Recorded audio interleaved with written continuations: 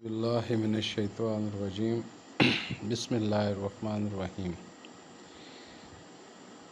ابتدا ہے رب جلیل کے بابرکت نام سے جو دلوں کے حال جانتا ہے۔ میں صفدر وحید BOVNCT کی جانب سے آپ کی خدمت میں حاضر ہوں۔ السلام علیکم ورحمۃ اللہ وبرکاتہ۔ تو کیسی ہے میری YouTube فیملی؟ تو آج جی ایک اہم معاملہ تھا جس پر آپ سے بات کرنے کو جی چاہ رہا تھا۔ تو امید ہے کہ آپ کو میری یہ کاوش پسند آئے گی اور دیگر بھی جو میری کاوشیں ہیں شاید کہ اتر جائے تیرے دل میں کھری بات۔ کوشش کرتا ہوں آپ تک اپنی بات کو پہنچانے کی۔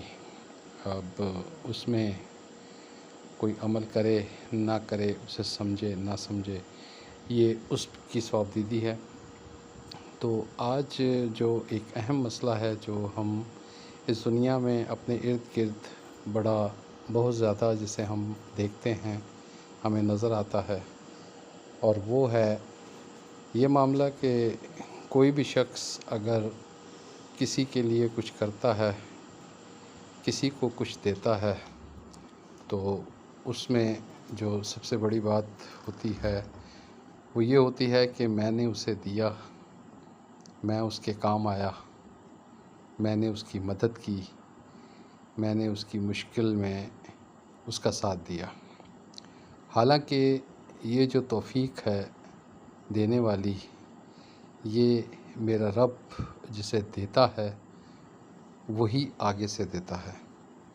جسے میرا رب توفیق نہ دے وہ کچھ بھی نہیں کر سکتا، چاہے وہ کروڑ پتی ہو، چاہے وہ ارب پتی ہو، یا چاہے کوئی غریب آدمی ہو، کیونکہ یہ رب ذوالجلال والاکرام جو ہے جسے توفیق دے گا وہی کسی کی مدد کر سکتا ہے، وہی کسی کا ساتھ دے سکتا ہے، وہی کسی کو کچھ دے سکتا ہے، اور وہ دیتا ہے جو اس کے رب نے اسے دیا ہوا ہے۔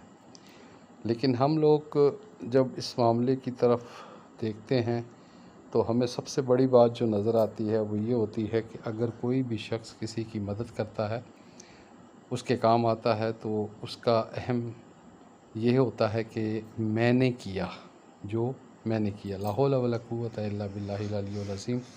تو اللہ تعالی ہم سب کو اس منافقت سے، اس حقیقت سے جو ہے بچنے کی توفیق عطا فرمائے، کیونکہ ہم جانتے بوجھتے ہوئے بھی کہ ہمارے پاس جو کچھ بھی ہے وہ ہمارے رب کا دیا ہوا ہے، اور ہمارا رب اگر ہمیں توفیق نہ دے تو آپ چاہے ارب پتی ہوں، کھرب پتی ہوں، آپ 2 روپے بھی کسی کو نہیں دے سکتے جب تک آپ کا رب آپ کو توفیق نہیں دیتا۔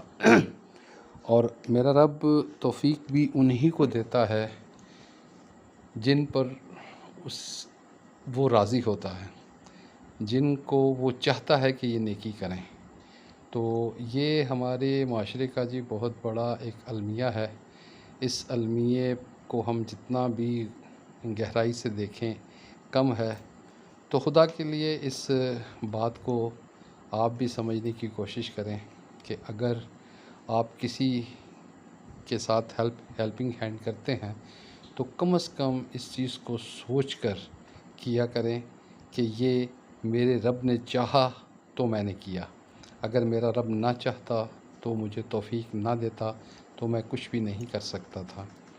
اور جب یہ بات ہمارے ذہن میں بیٹھ جائے گی کہ ہم نے اپنے رب کی توفیق کے مطابق کام کیا، تو ہماری زندگی کا نظام بھی بدل جائے گا، اور اسلام سے جو ہماری دوری ہے وہ بھی کم ہوگی، کیونکہ یہ تمام باتیں پیدا ہی تب ہوتی ہیں جب ہم اسلام سے دور ہیں۔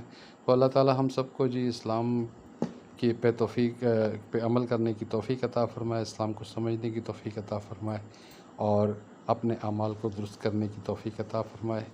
تو اجازت چاہتا ہوں جی، اللہ حافظ۔